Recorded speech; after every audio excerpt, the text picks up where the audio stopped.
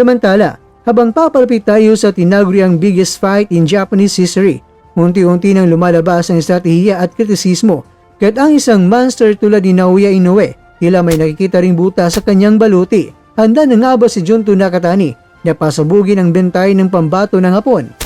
Sa kabila ng kanyang pagiging dominante, may isang bagay na pinuna ang mga eksperto kay Inoue, ang kanyang tendensiyang tamaan ng left punches.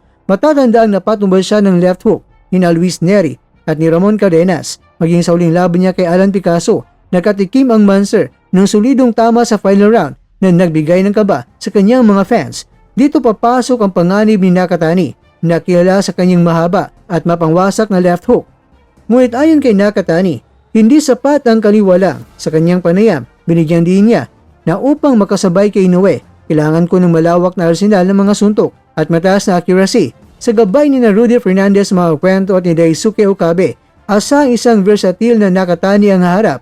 Alam niyang diyado sila sa bilis at talim ng suntok ni Inoue, kaya ang focus nila ay ang mental at physical stamina, ang kakayahan na bumawi kahit pa nakaranas na ng matinding pressure. Noong buwan ng Enero, nagbigay ng komento si Inoue tungkol kay Nakatani. Bagamat kinilala niya ang lakas at talino nito, pero may isang babala si Inoue. Sinabi niya na kulang pa si Nakatani sa intense battles